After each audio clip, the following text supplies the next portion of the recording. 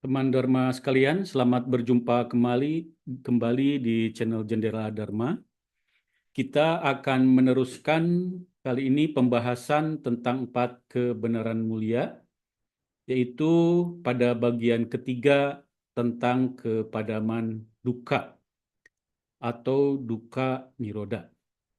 Dan kita juga akan mencoba membahas kenapa kepadaman duka ini penting dan kita perlukan, dan apa manfaat dari kepadaman duka.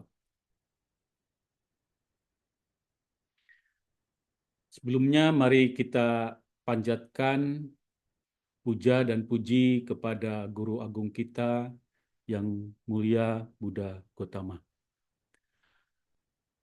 Namo tassa bhagavato arahato samma sambuddhassa. Namo tassa bhagavato arahato samma sambuddhassa. Namo tassa bhagavato arahato samma sambuddhassa. Teman Dharma sekalian, kebenaran mulia yang ketiga adalah Niroda Satcha, yang kira-kira terjemahannya adalah kebenaran tentang kepadaman. Niroda yang artinya kepadaman, maksudnya adalah kepadaman dari duka. Nah, mengenai duka sendiri sudah kita bahas dengan cukup panjang lebar di bagian pembahasan pertama dari 4 kebenaran mulia. Jadi bagi teman-teman Dharma yang belum sempat menyimak video yang menguraikan tentang apa itu duka, sebaiknya terlebih dahulu untuk mendengarkan dan mengamati video tentang duka tersebut sebelum melanjutkan menyimak video tentang kepadaman duka ini. Jadi Niroda Satcha adalah kepadaman dari duka, yaitu karena duka itu adalah bisa diartikan sebagai sesuatu yang menyakitkan, sesuatu yang menyebabkan derita, ya, atau derita itu sendiri sesuatu yang tidak menyenangkan. Maka dengan adanya kepadaman atau Niroda Satcha ini, kebenaran tentang kepadaman ini, maka segala kesakitan, bentuk kesakitan, baik itu kesakitan jasmani maupun itu kesakitan batin, menjadi lenyap. Juga berbagai hal yang tidak menyenangkan, menyedihkan, itu juga lenyap. Demikian juga duka dalam artian segala sesuatu yang tidak kekal dan terkondisi, maka dengan padamnya duka itu, maka padam pula lah ketidakkekalan dan padam pula rantai keterkondisian. Lalu arti lain dari kepadaman ini adalah bebas dari gangguan. Jadi berbagai macam gangguan yang dirasakan dalam bentukan-bentukan kehidupan yang tidak menyenangkan itu padam. Arti lain dari kepadaman atau niroda juga artinya bebas dari ketidakpastian. Seperti kita pahami, teman-teman sekalian, bahwa kehidupan ini penuh dengan ketidakpastian. Walaupun misalnya seseorang saat ini hidupnya baik-baik saja dalam keadaan bahagia, besok lusa tidak ada kepastian bahwa hidupnya akan tetap baik-baik saja dan ada dalam keadaan bahagia. Demikian juga jika dilihat dari rentang satu kehidupan, misalnya kita sekarang hidup sebagai manusia, setelah kematian dari kehidupan ini tidak ada kepastian kita bakal terlahir kembali di alam mana. Bisa ke alam yang buruk, bisa juga terlahir di alam yang baik.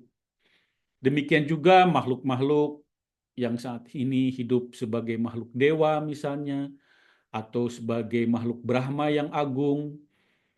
Setelah kematian dalam fase kehidupan yang sekarang itu tidak ada kepastian dan bisa turun ke pada kelahiran, mengalami kelahiran di alam yang buruk yang menyakitkan. Dengan kepadaman niroda, maka makhluk-makhluk bisa terbebas dari ketidakpastian yang tadi disebutkan semuanya. Niroda atau kepadaman juga bisa diartikan sebagai terbebas dari kelahiran dan kematian. Kelahiran dan kematian itu muncul disebabkan karena keterkondisian, rantai keterkondisian. Nanti kita di masa yang akan datang akan membahas tentang misalnya tentang 12 mata rantai Paticca Samuppada yang menggambarkan bagaimana kelahiran dan kematian terjadi dikarenakan sebab akibat yang saling bergantungan. Dan itu adalah salah satu fenomena dari dukkha. Nah, karena niroda ini adalah kepadaman dari dukkha, maka otomatis juga artinya terbebas dari rantai kelahiran dan kematian. Rantai yang saling mengkondisikan perputaran dari alam samsara dalam bentuk kelahiran dan kematian juga menjadi padam. Niroda juga secara simpelnya biasanya uh, langsung diartikan sebagai nibbana. Jadi kepadaman dari dukkha itu biasanya langsung diartikan sebagai nibbana, di mana nibbana ini memiliki makna sebagai kebahagiaan yang tertinggi, tapi kebahagiaan nibbana ini memang bukan dalam bentuk kebahagiaan wedana ya, misalnya kebahagiaan dalam bentuk wedana yang menyenangkan misalnya baik jasmani maupun batin. Nibbana bentuknya adalah kebahagiaan dalam bentuk ketenangan, ketidak ada gangguan tadi ya, terbebas dari ketidakpastian, terbebas dari duka itu sendiri.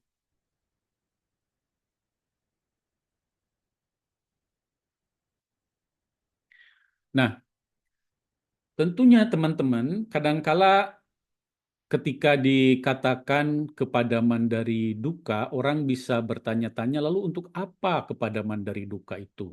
Ya, nah ini memang agak rumit di sini, teman-teman, agak kompleks, tidak mudah untuk uh, diberikan pemahaman atau bahkan bagi kita sendiri juga, terutama bagi orang-orang atau makhluk yang belum memahami kebenaran tentang duka, itu memang tidak akan memahami dan juga tidak akan menginginkan kepadaman.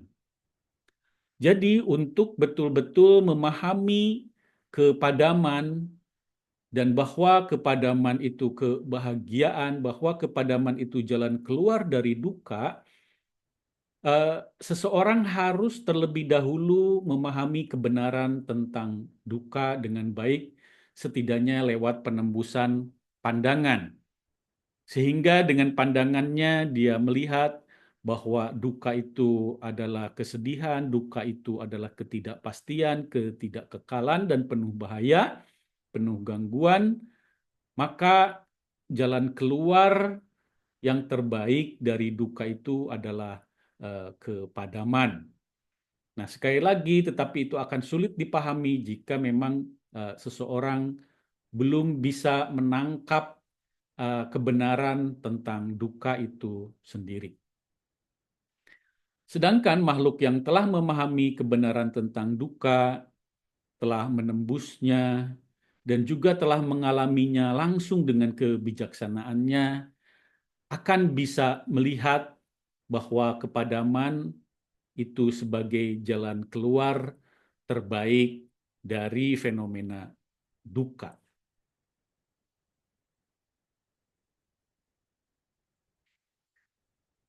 Dalam Samyutta Nikaya 56.11 Yang Mulia Buddha bersabda, sekarang ini para biku adalah kebenaran mulia lenyapnya penderitaan, adalah peluruhan tanpa sisa dan lenyapnya ketagihan yang sama itu. Meninggalkan dan melepaskannya, kebebasan darinya tidak bergantung padanya. Jadi di Samyutta Nikaya 56.11 ini eh, pemadaman itu ya di sini disebut kebenaran mulia tentang lenyapnya penderitaan, yaitu kepadaman dari penderitaan adalah peluruhan tanpa sisa dan lenyapnya ketagihan. Jadi peluruhan tanpa sisa ini pertama adalah peluruhan dari sebab duka. Sebab duka itu sendiri kita sudah bahas, itu adalah tanha atau bentuk-bentuk ketagihan. Nah, dikarenakan tanhanya luruh, ketagihan lenyap tanpa sisa, maka tidak ada lagi kondisi-kondisi untuk munculnya duka, teman-teman sekalian. Dan karena itu, baik sebabnya yaitu berupa tanha atau ketagihan tadi sebab dari duka, dan dukanya itu sendiri telah ditinggalkan dan dilepaskan, mendapatkan kebebasan dari bentuk-bentuk ketagihan dan kebebasan dari akibat-akibat ketagihan, yaitu duka. Dan tidak ada bergantung pada bentukan-bentukan ketagihan dan juga tidak bergantung lagi pada bentukan-bentukan duka, teman-teman sekalian. Nah, teman-teman sekalian, pemadaman ini kadangkala ya bagi orang yang belum paham suka disalahpahami bahwa pemadaman itu atau niroda itu ya kebenaran mulia yang ketiga itu atau nibbana itu adalah pemusnahan batin dan jasmani. Artinya tujuannya adalah untuk memusnahkan batin dan jasmani. Itu adalah pemahaman yang tidak benar, pemahaman yang salah, teman-teman. Jadi pemadaman ini, niroda, itu bukan suatu usaha untuk menghancurkan kehidupan. Bukan suatu usaha berupa pemusnahan batin dan jasmani, teman-teman. Lalu misalnya ada yang bertanya, tapi dalam praktek meditasi ada misalnya meditasi kejijikan pada jasmani. Bukankah itu usaha untuk menghindari jasmani? Jadi begini teman-teman, pemadaman adalah praktek peraihan kedamaian dan kebahagiaan secara bertahap. Nah, pertama-tama memang seperti dikatakan tadi bahwa orangnya ya yang melakukan usaha pemadaman ini harus terlebih dahulu telah memahami tentang realitas duka.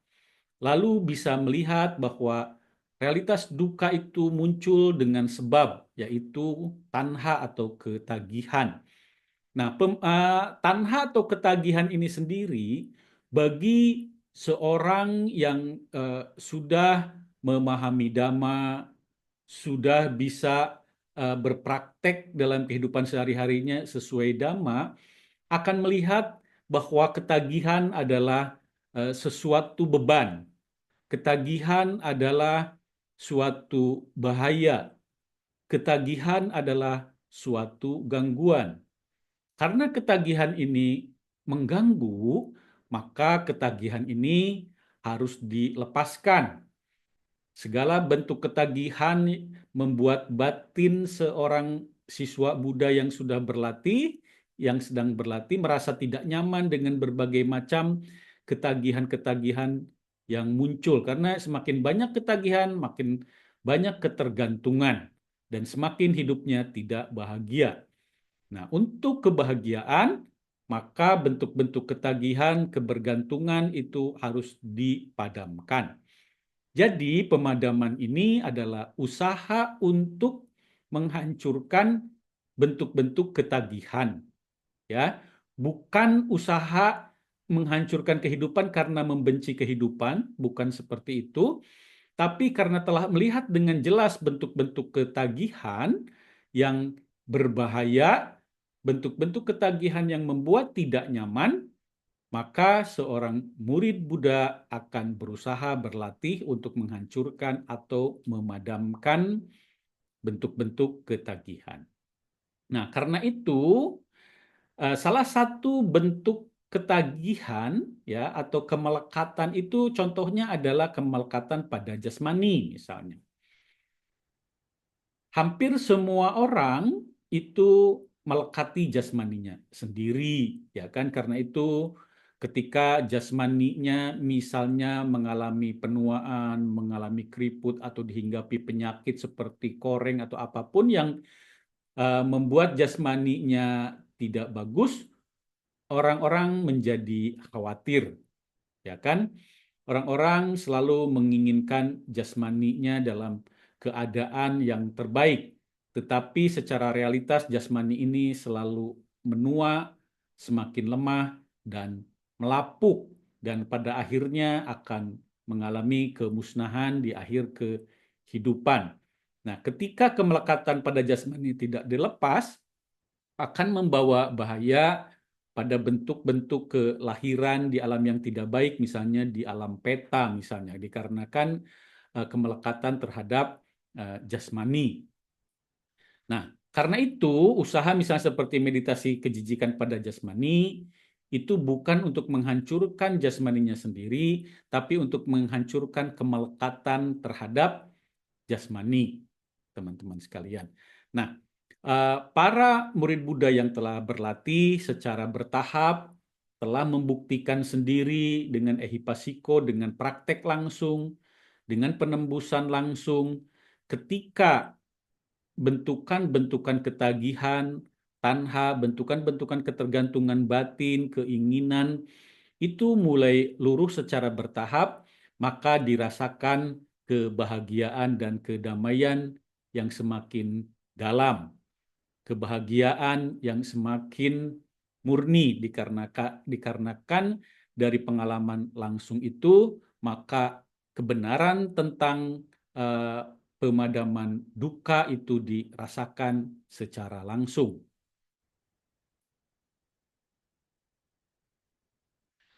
Nah, kita teman-teman tadi bicara tentang pemadaman bertahap, ya. Ini bagi yang ingin mempraktekannya, ya, bisa dipraktekkan. Sebetulnya ada pemadaman bertahap di tingkat awal, ya. Ini bisa dilakukan oleh siapapun. Bahkan ini bisa dilakukan oleh orang yang non-Buddhis sekalipun kalau di tahap awal. Dan untuk para penganut Buddhism yang belum bisa menembus realitas kebenaran tentang realitas duka, juga dua tahap pertama ini bisa dipraktekkan. Yang pertama adalah kepadaman dari batin yang jahat dan tidak bermanfaat. Batin yang jahat ini seperti batin-batin yang keterlaluan dalam bentuk misalnya kerakusan. Kerakusan yang berlebihan, kebencian-kebencian dan penolakan-penolakan terhadap kondisi-kondisi yang berlebihan, ya, sehingga dikarenakan kerakusan timbul pikiran dan tindakan jahat atau ucapan-ucapan jahat. Banyak sekali orang-orang yang melakukan kejahatan didorong oleh keserakahan. Dan juga banyak orang-orang melakukan kejahatan didorong oleh kemarahan, oleh kecewa dan dendam. Nah, perilaku-perilaku yang berlebihan tersebut sebetulnya jika direnungkan, dirasakan itu adalah sesuatu yang tidak nyaman di batin. Orang yang punya kerakusan besar, sebetulnya kalau menyempatkan diri melihat ke dalam batinnya, terlihat bahwa kerakusan itu bentuknya kasar dan tidak nyaman. Tetapi karena tidak ada yoniso manasikara atau tidak ada pengarahan batin yang benar, tidak diarahkan dengan benar, maka seseorang bisa tidak merasakan keburukan dari kerakusan keburukan dari dendam, keburukan dari kemarahan dan kekecewaan. Tetapi jika orang sudah bisa mengarahkan batinnya dengan cukup baik terhadap dilihat kondisi-kondisi sebenarnya dari bentuk kerakusan yang muncul, karakternya terlihat sangat kasar, demikian juga kemarahan, dendam, kekecewaan itu bentuk-bentuk batin yang kelam, maka orang akan mulai menginginkan adanya kepadaman dari batin yang rakus, batin yang marah. Nah, orang-orang yang sudah berusaha untuk meninggalkan batin rakus, batin marah, batin dendam, itu biasanya disebut orang-orang yang baik, orang-orang yang sudah berpraktek batin yang baik. Dia melihat bahwa kerakusan itu tidak baik, bahwa kemarahan itu tidak baik, membahayakan dirinya sendiri dan juga membahayakan orang lain. Dikarenakan itu, orang yang sudah mulai mengerti seperti itu mulai berlatih untuk meninggalkan batin yang jahat baik dari bentuk kerakusan maupun bentuk kemarahan. Nah, ini bisa dipraktekkan, ya, ini kepadaman kejahatan duniawi disebutnya, teman-teman, ya, yang sudah bisa memadamkan kejahatan batin secara duniawi ini disebut orang-orang baik yang nantinya setelah kematian akan terlahir di alam-alam yang baik seperti alam manusia atau di alam surgawi. Ini agamanya apapun, teman-teman, tidak bergantung kepada agama. Yang kedua adalah ada bentuk kepadaman dari derita duniawi. Kadangkala, teman-teman sekalian, walaupun seseorang sudah berlatih untuk tidak berbuat jahat, tidak rakus yang berlebihan, tidak dendam, menghapuskan kemarahan, tapi derita duniawi ini tetap dirasakan sebagai buah karma, teman-teman. Misalnya derita duniawi ini bentuk-bentuk kemiskinan, misalnya. Miskin, sakit, ya teman-teman ya, dirundung penyakit, misalnya. Ya, nah ini biasanya juga adalah realitas yang berusaha manusia lawan. Manusia dalam kehidupannya berusaha untuk bisa mapan dengan cara bekerja, misalnya, ya, mencari berbagai macam bentuk perolehan, dan juga manusia berusaha agar jasmaninya sehat, tidak sakit, misalnya, teman-teman sekalian. Nah, jika nomor 2 ini diusahakan, ya, memperoleh misalnya perolehan-perolehan duniawi yang baik demi agar tidak menderita seperti kelaparan dan kemiskinan, juga berusaha untuk hidup sehat, terhindar dari penyakit misalnya. Jika ini dilakukan dengan memahami hukum sebab akibat seperti hukum karma, teman-teman, itu merupakan suatu kebijaksanaan duniawi yang sangat baik. Nah, sedangkan pemahaman hukum karma biasanya hanya dipahami atau diajarkan dalam agama-agama misalnya seperti agama Buddha, agama Hindu, ya. Sedangkan di agama yang lain tidak diajarkan. Ya, dan ini yang nomor 2 ini memang sudah mulai agak berbeda, ya, jika kepadaman dari derita duniawi ini disertai dengan pemahaman pada hukum karma. Tapi biasanya di agama lain pun, ya, kepadaman dari derita duniawi ini ditempuh dengan cara lain, ya, tadi selain bekerja dengan giat misalnya, menjaga kesehatan, juga mereka berdoa, ya, kepada entitas yang dianggap bisa menolong, seperti apa yang biasa disebut dengan Tuhan, ya. Dan prakteknya karena Tuhan juga melarang perbuatan-perbuatan buruk, ya. Jadi orang-orang dari agama lain pun berusaha untuk menjauhi perbuatan-perbuatan buruk demi akibat menghindari akibat yang buruk, ya, walaupun tidak berdasarkan pemahaman terhadap hukum karma. Nah, jadi yang nomor 1, nomor 2 ini bisa dipraktekkan oleh siapapun walau belum menembus realitas tentang duka, ya. Yang penting adalah bagaimana bisa batinnya tenang, ya, karena telah padam dari perbuatan-perbuatan jahat, ya, yang berbahaya ya, kalau di Buddhism tidak melanggar 5 sila misalnya ya, dan juga berusaha memadamkan penderitaan duniawi lainnya yang berupa misalnya kemiskinan dan sakit ya, dengan cara mencari pekerjaan yang baik, perolehan-perolehan yang baik, berusaha hidup sehat ya, dan berusaha berbuat baik agar buah-buah karma baiknya bisa berbuah dan terhindar dari buah-buah karma buruk. Ini juga termasuk kepadaman bertahap tingkat awal, teman-teman sekalian. Nah, pemadaman berikutnya, teman-teman, itu adalah pemadaman yang dilakukan oleh orang-orang atas usaha setelah memahami realitas duka dan telah menembusnya dengan pandangan, dengan pengalaman langsung, dengan pengalaman batinnya. Ya.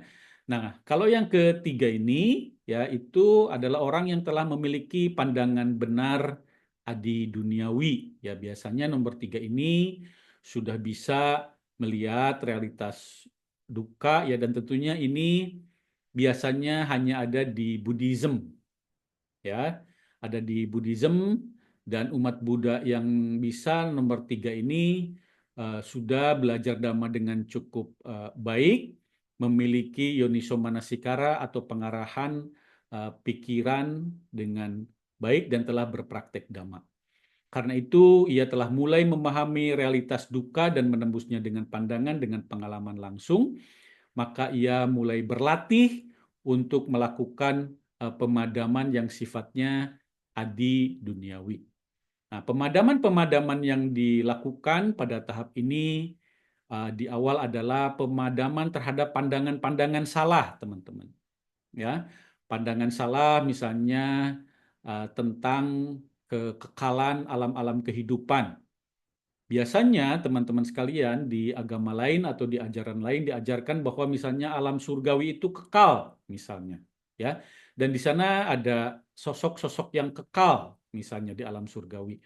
Nah, setelah melihat realitas duka dengan benar, memahami saling kebergantungan pada segala fenomena, ya, seorang murid mulia itu memahami bahwa segala sesuatu yang mengalami kemunculan akan mengalami kepadaman.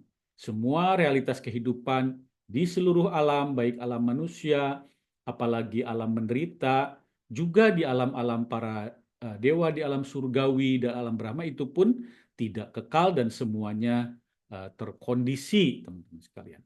Dengan memahami keterkondisian seperti itu, semua pengalaman yang dialami di 6 pintu indera itu terkondisi, maka terlihat juga bahwa tidak ada inti diri pada segala hal fenomena, baik fenomena internal di dalam batin jasmani maupun fenomena eksternal karena dicengkram oleh saling kebergantungan, saling keterkondisian, maka terlihat tidak ada inti.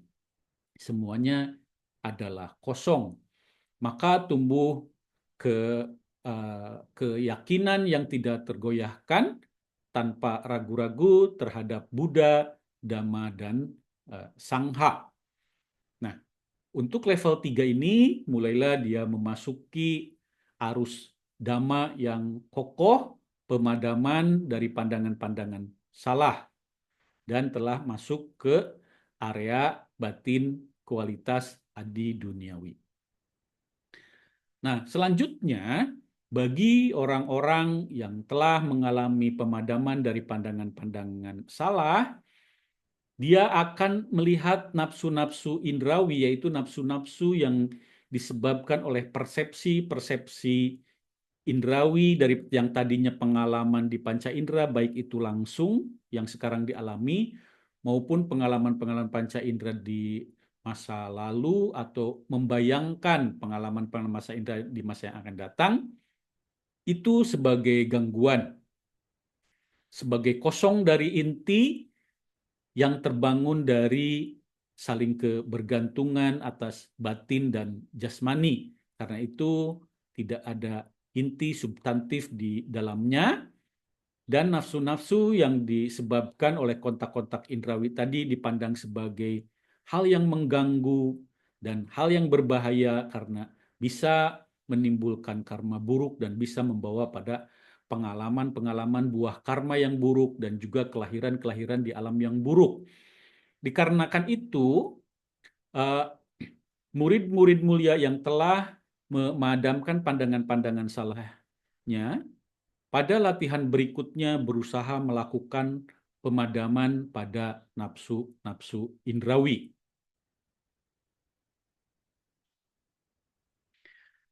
Nah, lalu teman-teman, ujung dari pemadaman atas nafsu-nafsu indrawi yang berbasis dari pengalaman-pengalaman persepsi panca indera itu akan membawa seorang murid mulia pada pelatihan penguasaan alam pikiran rupa bumi atau yang biasa disebut rupa jana.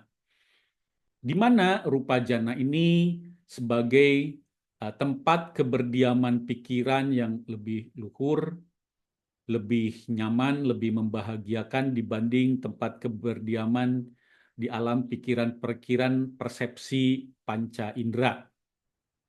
Nah, tetapi para murid mulia ini juga akan menyadari bahwa pengalaman-pengalaman di rupa bumi baik jana 1, jana 2, jana 3, jana 4 itu juga penuh kelemahan, ketidakkekalan dan kesaling bergantungan. Di jana 1 terlihat bahwa uh, witaka, wicara itu adalah kotor, maka dilepas, dipadamkan. Lalu dia menikmati, terbiasa berdiam di dalam rupa jana 2, tetapi lalu dilihat juga bahwa di situ piti atau kebahagiaannya adalah merupakan gangguan.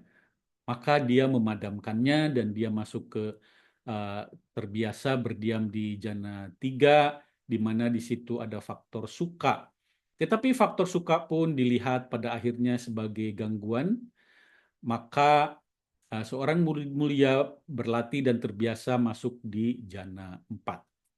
Nah, teman-teman sekalian, walaupun di rupa bumi jana 4 ini adalah suatu bentuk pikiran yang kokoh, tidak ada lagi somanasa dan domanasa, tidak ada lagi bentukan-bentukan kebahagiaan, apalagi kesakitan yang sifatnya mengganggu, kasar, tidak kekal, kemunculannya bergantung, ya. Tetapi disadari bahwa jana 4 pun itu adalah tidak kekal. Lalu seorang murid mulia berusaha memahami bahwa apapun pengalaman-pengalaman ketidakkekalan ini adalah disebabkan oleh adanya persepsi-persepsi pada kontak-kontak pintu pikiran. Karena itu di langkah ke-6 ia melatih jana yang disebut arupa jana, ya, baik itu landasan ruang tidak terbatas, landasan pikiran atas ruang terbatas, kekosongan, ya, antara adanya persepsi dan tidak persepsi, sampai dipahami, ya, bahwa apapun bentuk pengalaman, apapun bentuk yang dikira dari perwujudan dari alam kehidupan atau disebut dunia atau disebut alam raya, itu adalah akibat dari adanya kontak-kontak landasan internal, ya, dalam hal ini kalau di arupa bumi itu hanya tinggal landasan pikiran, ya, dengan objek-objek di luar, ya, berupa objek mental, ya, apalagi kalau diingat ke rupa bumi dan ke alam indria kama wacara, yaitu ada bentukan-bentukan materi di sana, ternyata semuanya itu ditentukan dikarenakan adanya persepsi-persepsi dari makhluk-makhluk itu sendiri. Artinya keberadaan alam kehidupan, alam raya ini tidak ada yang bersifat objektif. Semuanya bergantung kepada kontak-kontak dengan persepsi di pikiran para makhluk. Karena itu ternyata semuanya adalah suatu bentuk kesaling bergantungan terbangun pada landasan-landasan ilusi dari persepsi itu sendiri. Maka di sini diinginkan adanya pembebasan dari persepsi dan dinyatakan juga persepsi karena munculnya dikarenakan wedana, ada kesan-kesan sensasi dari kontak, maka di situ dilatih pemadaman dari wedana dan persepsi. Nah, dalam latihan-latihan pemadaman persepsi sebagai uh, sebagai pentrigger ya terhadap persepsi adanya kehidupan ya. Ketika itu berhasil dipadamkan, juga ada pemadaman kemelekatan atas identitas, karena identitas itu juga ternyata muncul dikarenakan adanya uh, persepsi, ada batas atas persepsi yang sifatnya internal dengan yang mengalami, persepsi yang mengalami, winyana yang mengalami dengan apa yang dialami, itu masih ada batas. Karena itu kekotoran-kekotoran persepsi seperti itu juga ikut terhapuskan. Juga bentuk-bentuk kegelisahan halus, ya kegelisahan halus yaitu bentuk kegelisahan dari keinginan yang tadinya ada keinginan untuk terbebaskan dari bentuk-bentuk kemelekatan, dari bentuk-bentuk ilusi persepsi ya, dikarenakan memang pada akhirnya telah padam, kegelisahannya pun padam, kegelisahan yang tadinya menginginkan, masih ada menginginkan halus untuk kepadaman, juga menginginkannya jadi padam. Artinya sudah selesai, tidak ada lagi keinginan untuk pemadaman karena pemadaman sudah tercapai. Nah, itulah di mana tahap yang disebut awija atau ketidakpahaman akan realitas yang nomor 9 ini padam secara keseluruhan digantikan dengan wija, ya pandangan terang yang sempurna, di mana di situ tidak ada lagi keinginan, tidak ada lagi kegelisahan, tidak ada lagi identitas, teman-teman sekalian. Demikianlah di saat itu tidak ada lagi gangguan sedikit pun yang dirasakan pada persepsi-persepsi, walaupun persepsinya masih ada karena belum meninggal ya, si pancakandanya masih ada, tetapi bentukan-bentukan gangguan kekasaran yang disebabkan dikarenakan keinginan, kegelisahan atau ketidakfahaman sudah padam. Kepadaman ini adalah kepadaman yang sempurna tetapi masih disertai adanya bentukan-bentukan batin misalnya atau juga jasmani. Nah, ketika orang seperti ini nanti dalam kehidupan terakhirnya ini wafat, maka sudah tidak ada lagi sebab yang bisa memunculkan kesadaran baru atau yang disebut kelahiran atau kemunculan kembali atau uh, apa Pati Sandi Citanya juga sudah tidak akan muncul lagi, purna bawanya ya tidak akan terjadi lagi bawa atau kemunculan suatu identitas makhluk. Itulah yang disebut sebagai peluruhan yang sempurna, pemadaman yang sempurna, yang memang tidak ditujukan untuk menghancurkan kehidupan, menghancurkan batin jasmani, bukan itu yang pokok, tetapi yang pokok adalah menghancurkan lingkaran dari ketagihan, ya, keinginan-keinginan karena dilihat ketagihan, keinginan-keinginan itu sebagai penderitaan, sebagai sebab penderitaan, dan penderitaan adalah ketidaknyamanan, teman-teman sekalian, dan ketidakpastian. Baik teman-teman, mungkin itu ya. Jadi ketika pemadaman final terjadi, ya rantai sebab akibat kelahiran kembali terputus. Jadi nanti rantai paticca samuppada yang 12 itu yang menyebabkan kehidupan di alam samsara terputus, teman-teman. Tapi masih saja ya di kalangan Buddhis sendiri suka ada ya suatu komentar ya yang istilahnya membandingkan kepadaman ketidakkelahiran kembali dengan tanggung jawab sosial. Seperti misalnya ada ungkapan, saya tidak ingin memadamkan secara total dulu karena saya masih ingin menolong misalnya makhluk-makhluk gitu yang katanya uh, menderita, teman-teman sekalian. Semoga ya perkataan seperti itu serius dan disadari ya teman-teman. Karena begini, pernyataan seperti itu kita harus bercermin pada diri sendiri. Apakah diri kita ini sudah memang bisa menolong makhluk-makhluk dari penderitaannya? Ataukah justru kita ini termasuk makhluk yang menderita, yang harus ditolong? Ya, jangan sampai kita ini adalah makhluk yang penuh penderitaan, yang harus ditolong, ya. Tapi bicaranya saya akan menolong orang lain, gitu, ya. Tapi tidak menyadari bahwa dirinya sendiri begitu lemahnya, begitu rapuhnya dan harus ditolong. Nah, hal-hal seperti ini itu karena orang tidak paham dan belum bisa memahami realitas duka yang mencengkram pancakandanya sendiri, batinnya sendiri, ya. Dia sehingga merasa ya bisa menolong makhluk-makhluk dari penderitaan, dan kadangkala penderitaan yang dia pahami adalah karena misalnya penderitaan kemiskinan, ya, tidak punya beras, ya, sakit, tidak punya sepatu, ya. Hanya sepanjang itu pemahaman dari penderitaan yang dia pahami. Sedangkan tentang ketidakkekalan, ketidakterkondisian, ketiada inti dirian, dia tidak paham. Tidak bisa melihat itu, karena itu dia tidak melihat dirinya sendiri sebagai suatu bukti dari realitas penderitaan. Ya. Nah, orang yang tidak paham ini ya memandang putusnya rantai sebab akibat kelahiran kembali sebagai katanya keegoisan, ya. Egois katanya mau ke nibana sendiri, sedangkan makhluk-makhluk masih menderita, ya. Dia memandang aktivitas sosial duniawi lebih tinggi nilainya. Nah, teman-teman, bagi yang sudah belajar suta, ya, aktivitas sosial duniawi itu, ya, itu tentunya baik seperti berdana, ya.